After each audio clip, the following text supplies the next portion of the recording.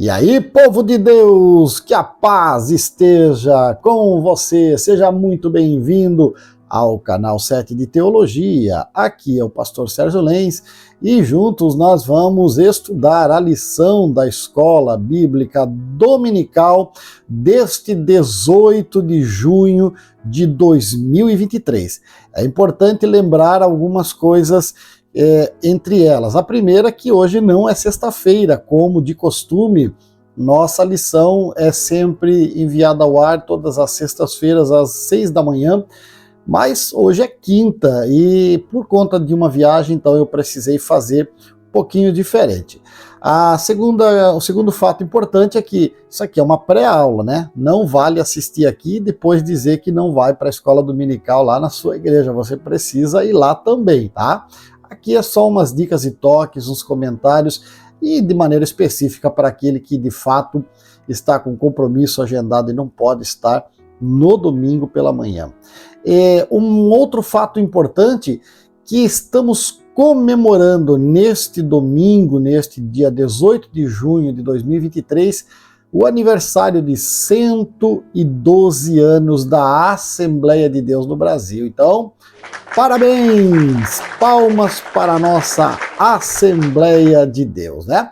Aos nossos pastores presidentes, aqueles que já estiveram conosco, aqueles que estão no poder, que Deus continue usando e abençoando de maneira especial, para que nós tenhamos uma igreja equilibrada com um povo sadio que vai morar no céu. E falando em sadio, em saudável, o tema da nossa lição desse domingo é exatamente esse: criando filhos saudáveis. Opa, que coisa boa, criando filhos saudáveis. E o texto áureo, claro, tinha que ser em torno do filho mais saudável que este mundo já produziu, que está Lucas 2:52, que diz o texto: e crescia Jesus em sabedoria e em estatura e em graça para com Deus e para com os homens. Que legal, né? Claro, a verdade prática ela vai refletir exatamente essa realidade. A vontade de Deus é que os pais eduquem os seus filhos de acordo com os princípios divinos, a fim de que eles cresçam de maneira saudável e equilibrada. E você sabe quantos cartuchos, quantas munições têm sido gastas, principalmente nestes últimos dias, para que a família, como é descrita, a família perfeita, segundo a Bíblia Sagrada, e a própria Bíblia, a própria palavra, tem recebido aí tiro de todos os tipos, de todos os tamanhos, munição de todos os tipos, para destruir de fato esse padrão bíblico cristão. E o mundo quer, na verdade, essa loucura, porque fazendo isso, destruindo a família, destruindo a igreja, destruindo os conceitos santos da palavra de Deus, naturalmente o mundo vai virar um caos.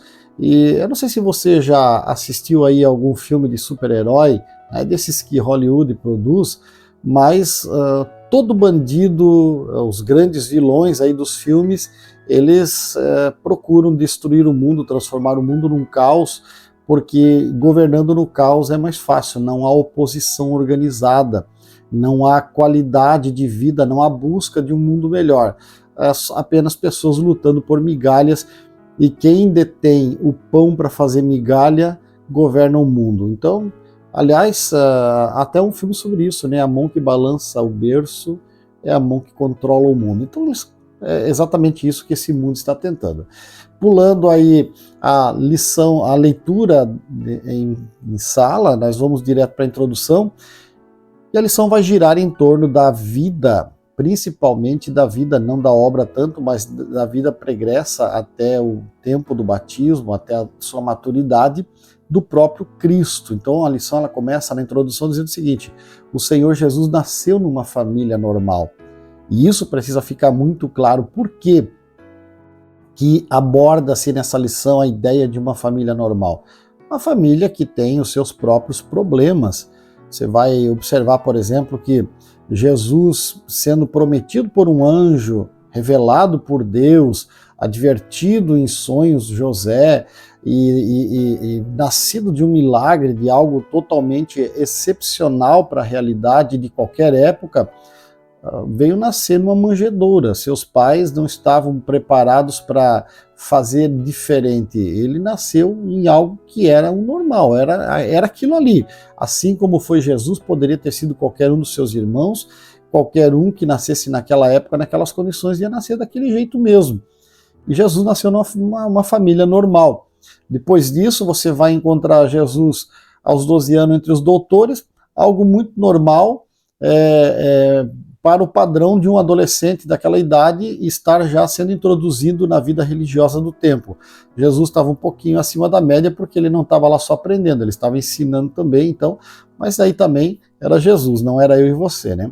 E depois você vai encontrar referências de que ele era carpinteiro, muito provavelmente assumindo o trabalho do seu pai adotivo, de José, como chefe, como líder de família, por ser o irmão mais velho.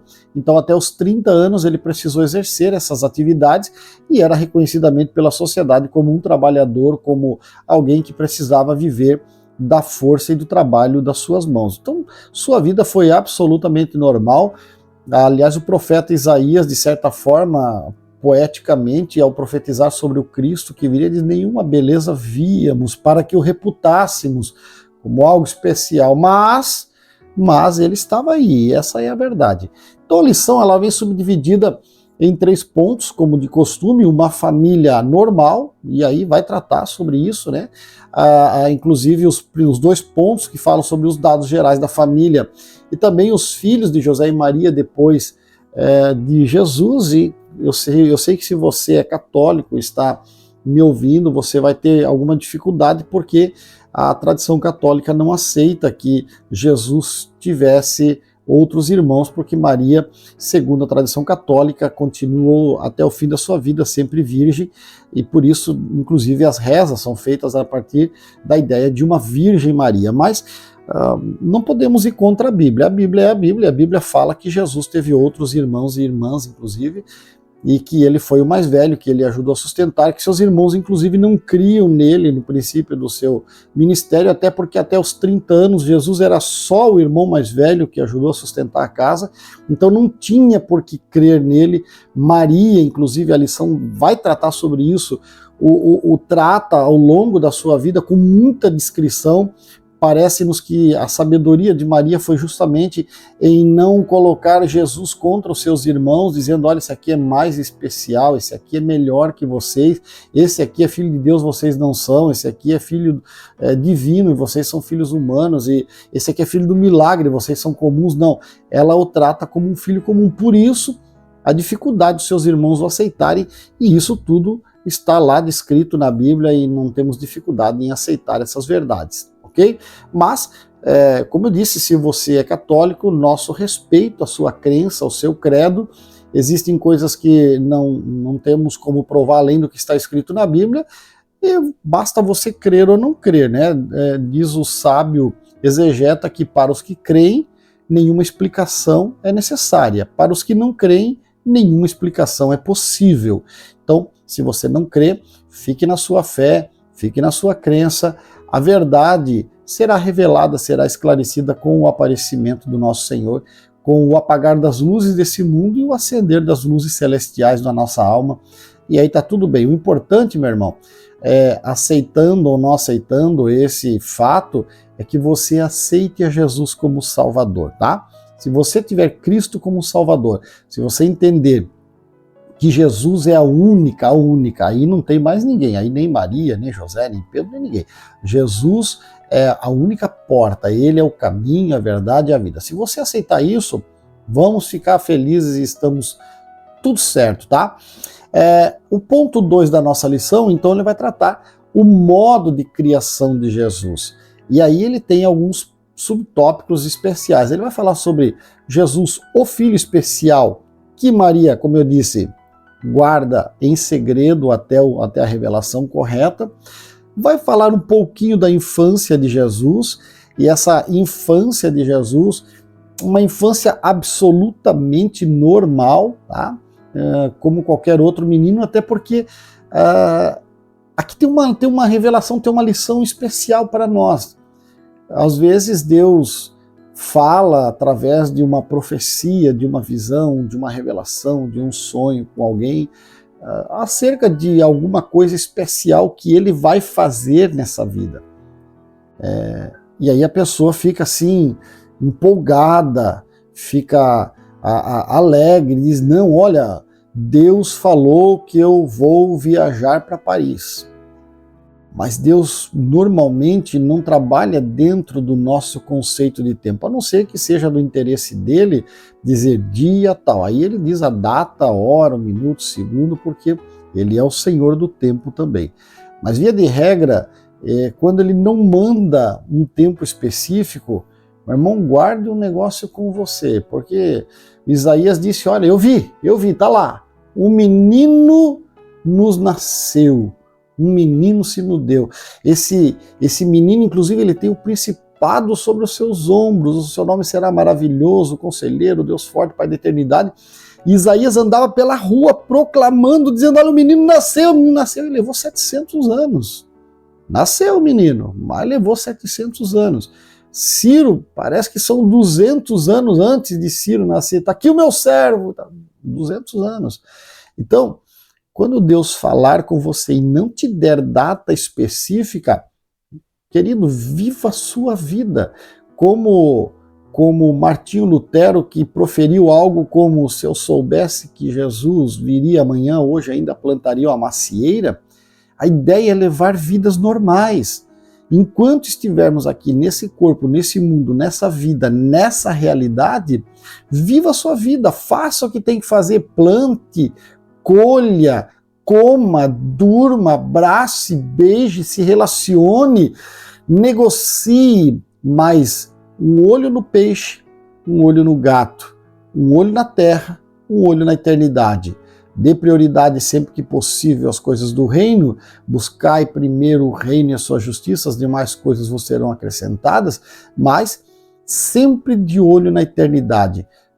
Paute as suas relações, paute tudo que você falar, fizer, tudo que você produzir, paute sempre nos padrões celestiais, porque é para isso que nós nos preparamos.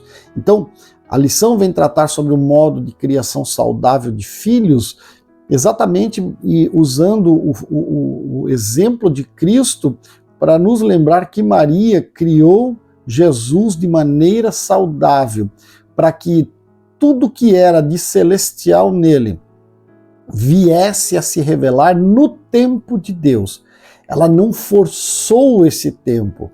Aliás, o texto, quando ela recebe toda a revelação de quem seria Jesus, que salvaria o seu povo dos seus pecados e tudo mais, o texto é muito óbvio. Diz que Maria guardava, considerava estas coisas dentro do seu coração. A ideia de guardar dentro do coração é uma ideia de manter as 7 chaves, porque coração não tem tranca pelo lado de fora, ninguém arromba coração, ninguém entra em coração. Se você não abrir, o coração é aberto pelo lado de dentro. Então ela guardava lá dentro, ninguém iria saber disso em tempo algum, tanto que Jesus teve uma infância normal, uma adolescência saudável, normal também, que é o ponto 3 desse tópico 2, e o ponto 4 vai tratar algo sobre a juventude de Jesus. Naturalmente não há nada sobre a juventude de Jesus nas Escrituras, mas nós depreendemos que sua juventude foi saudável e normal, porque ele era conhecido como o carpinteiro, o filho de José e Maria, aquele que morava junto com seus irmãos entre a comunidade e ninguém tinha nada que acusá-lo de coisa alguma. Então, uma juventude perfeitamente normal até os 30 anos, quando ele finalmente se revela ao mundo. O ponto 3 da lição vai tratar sobre o tríplice desenvolvimento de Jesus. E nele nós temos aí o ponto 1, que é Jesus crescia em sabedoria, e Lucas, claro, um médico escrevendo acerca do próprio Cristo, não ia deixar com toda a sua formação acadêmica, de falar sobre a sabedoria de Jesus. E ao alcunhar, ao dar este sentido de qualidade a Jesus, e sabedoria para dizer que até ali, até os 30 anos, Jesus postou-se de maneira muito íntegra, muito sábia, porque ele era sábio, aliás, ele é o próprio pai da sabedoria, né? O subtópico 2, então, Jesus crescia em estatura. Não há um Cristo diferente, não há um Cristo estilo super-homem ou qualquer outro super-herói.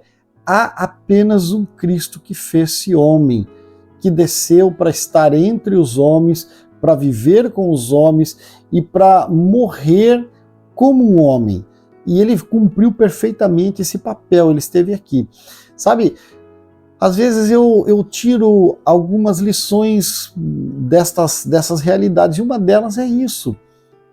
Eu preciso ser eu mesmo. As pessoas precisam me conhecer na rua, no púlpito, em casa, entre amigos, entre familiares, como profissional, como Sérgio. Eu sou só o Sérgio. É o meu nome, é o que eu sou, é quem eu sou. Eu preciso ser quem eu sou. Eu não posso querer ser diferente daquilo que fui chamado. Então Jesus cresceu em estatura e era ele mesmo. Eles diziam, não Jesus, não é ele que mora entre nós aí. Nem acreditavam na palavra dele no começo, porque conheciam aquele moleque que correu, quem sabe de carça curta, como diz o pessoal do Paraná, de carça curta, piá correu lá nas estâncias, e aí, mas de repente o moleque cresceu e virou um homem, e esse homem, ele veio para mostrar no tempo certo que Deus estava chamando para uma missão diferenciada. Aí diz que ele crescia em graça diante de Deus e diante dos homens, e tem mais uma lição preciosa aqui, né? Crescer em graça diante de Deus. Show, muito bonito.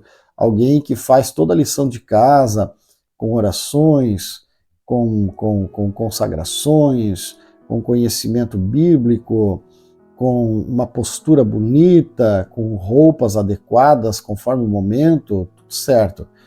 Mas cresça em graça também diante dos homens. Porque eu não atendo liderança, eu não atendo hierarquia, eu não atendo autoridade. Anarquia nasceu no coração de Satanás. Anarquia é produto da ação diabólica na vida do homem. Você pode observar o mundo lá fora, a sociedade que nós estamos inseridos, não quer a família organizada, a igreja organizada, o Estado organizado, quer a anarquia na sociedade, poderes ruindo, família destruída. Há diversas propostas rodando hoje, inclusive para alterar a Bíblia Sagrada ou para proibir, se não a Bíblia toda, mas trechos dela, porque querem anarquia. É o princípio de Satanás agindo nessa sociedade, e meu irmão, só vai ficar pior, tá?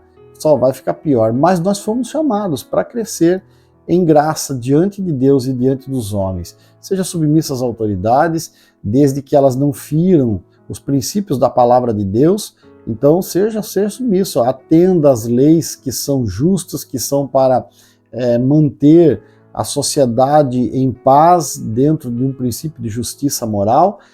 E aí, por fim, vai falar sobre as lições importantes que nós devemos aprender com esta lição. Ele vai dizer, olhando para o desenvolvimento de Jesus em sua família, podemos aprender que a educação de filhos cristãos tem a ver com desenvolvimento. Anote aí no seu coração, desenvolvimento emocional, social e principalmente espiritual.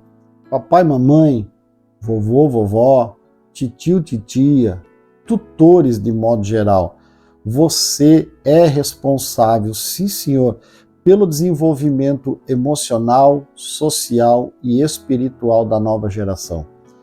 E tenha certeza de uma coisa, Deus vai cobrar da nossa geração, da minha, da sua, nós que somos pais, tios, avós, tutores, Deus vai cobrar o desenvolvimento.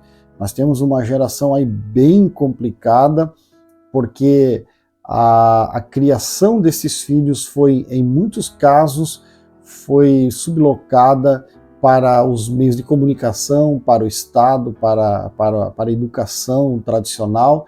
Os colégios, eles estão aí para ensinar matemática, português, ciência, biologia, artes. Quem ensina educação, desenvolvimento moral, quem ensina regras espirituais é a família, é em casa. Você e eu seremos cobrados por isso, tá? A lição, por fim, então, ela vai terminar com a conclusão dizendo que a família de Jesus é um exemplo de boa formação familiar. A respeito dos pais, aprendemos a ser equilibrados, ponderados e não manifestar predileções pelos filhos. A respeito dos filhos, nosso Senhor foi obediente e atencioso aos seus pais em todas as coisas. Que nossa família seja um ambiente propício para o desenvolvimento espiritual, emocional e social de nossos filhos. Que Deus abençoe as nossas famílias. Um forte abraço, eu te espero segunda-feira aqui no canal 7 de Teologia. Aliás, se você ainda não fez, faça isso agora. Inscreva-se antes de fechar esse vídeo, compartilhe e deixe o seu like. Um forte abraço, viu? Fique com Deus, afinal de contas Ele era, Ele é, Ele será o melhor, o maior e o mais fiel companheiro.